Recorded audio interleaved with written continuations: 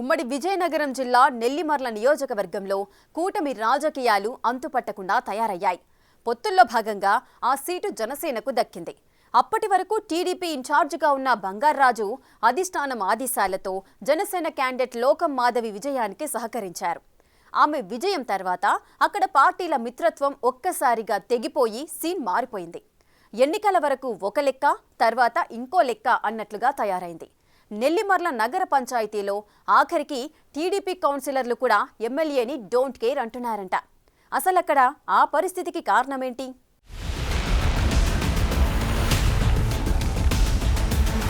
TDP కౌన్సిలర్లు నన్ను కావాలనే అవమానిస్తున్నారు. కడపలో టీడీపీ ఎమ్మెల్యేను వైసీపీ శ్రేణులు అవమానిస్తే ఇక్కడ కూటమి అయ్యుండి కూడా టీడీపీ వాళ్లు అవమానిస్తున్నారు. మహిళ అని చూడకుండా ఇలా అవమానపరచడం సహేతుకం కాదు. ఇవే ఇప్పుడు జిల్లా రాజకీయాల్లో హాట్ టాపిక్ గా మారిన డైలాగ్స్. అలా అని ఈ డైలాగ్స్ వేసింది పార్టీ నాయకురాలు మాత్రమే కాదు, ఎమ్మెల్యే. నెల్లిమర్ల జనసేన ఎమ్మెల్యే లోకం నాగమాధవి.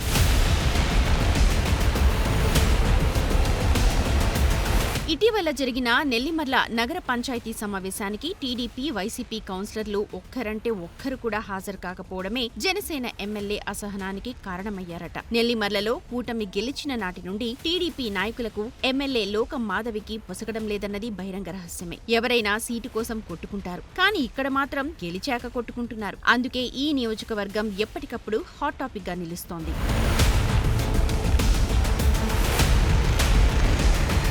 కూటమి ప్రభుత్వం ఏర్పడి ఏడాది పూర్తవడంతో పాటు నెల్లిమర్ల నియోజకవర్గంలో విభేదాలు మొదలై కూడా ఏడాది పూర్తయింది. నెల్లిమర్ల మొదటి నుండి టీడీపీకి కంచుకోట. అందుకే టీడీపీ ఇన్ఛార్జ్ బంగార్రాజు తనకి సీటు ఖాయమని, గెలుపు కూడా ఖాయమని డిసైడ్ అయ్యారు. ఒకానొక దశలో ఎమ్మెల్యే అయిపోయానన్న ఫీలింగ్ కూడా ఆయనలో ఉండేదని కూడా అంటుంటారు. కానీ సీన్ రివర్స్ అయింది. పొత్తులో భాగంగా నెల్లిమర్ల సీటు జనసేనకు కేటాయించారు. ఆ విషయాన్ని జీర్ణించుకోలేకపోయినా అధినేత చంద్రబాబు ఆదేశాల మేరకు కిమ్మనకుండా ఉండిపోయారు.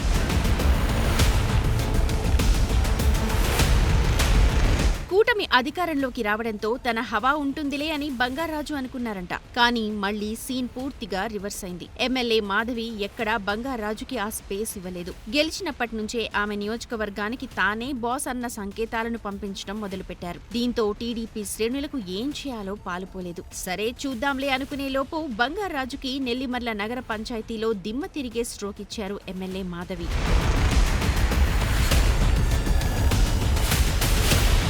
నగర పంచాయతీ సమావేశంలో అందరి ముందే బంగార్రాజుని గెటౌట్ అన్నారు. సమావేశంలో నీకేం పని అంటూ అందరి ముందే అవమానించారు. ఎస్ఐని పిలిచి బయటకు లాకెళ్లండి అంటూ ఆదేశాలు జారీ చేసే వరకు వెళ్లింది పరిస్థితి. ఇక అక్కడి నుండి జనసేన, టీడీపీల మధ్య వివాదం చిలికి చిలికి గాలివానలా మారి రెండు పార్టీల శ్రేణుల మధ్య గ్యాప్ పెరిగిపోతూ వస్తోంది. ఇప్పటికే పలు సందర్భాల్లో వీరి విభేదాలు బయటపడ్డాయి. బంగార్రాజు మార్క్ఫెడ్ చైర్మన్ పదవీ ప్రమాణ స్వీకారం రోజు కూడా మాధవి ఆ కార్యక్రమానికి హాజరు కాలేదు. దీంతో ఇంటి పోరు రచ్చకెక్కింది.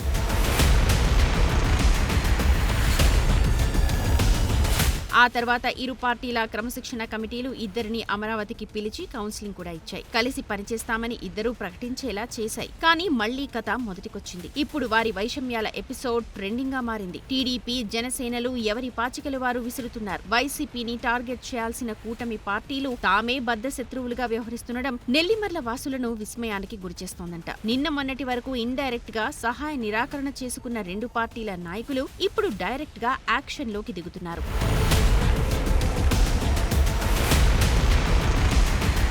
బంగార్రాజు మార్క్ఫెడ్ చైర్మన్ అయితే మాకేంటి అని జన సైనికులు అంటుంటే, లోకం మాధవి ఎమ్మెల్యే అయితే మాకేంటి డోంట్ కేర్ అంటున్నారు తెలుగు తమ్ముళ్లు. ఇలా ఒకరికి ఒకరు అంతర్గత విభేదాలతో కూటమి పొత్తు ధర్మాన్ని మంట కలిపేస్తున్నారని పార్టీల శ్రేణులు వాపోతున్నాయి. వీరి వ్యవహారంతో వైసీపీ వర్గాలు నవ్వుకుంటున్నాయంట. అయితే తనను అవమానపరుస్తున్నారు అన్న ఎమ్మెల్యే వ్యాఖ్యలపై టీడీపీ శ్రేణులు ఎవరూ ఇంతవరకు నోరు విప్పలేదు. దాంతో లోకం మాధవి, బంగార్రాజులకు మరోసారి అధిష్టానాల కౌన్సిలింగ్ తప్పదన్న అభిప్రాయం వ్యక్తమవుతోంది. చూడాలి మరి ఇంకో 4 ఏళ్లు నెల్లిమర్లలో మిత్రపక్షాలు ఎలా నెట్టుకొస్తాయో.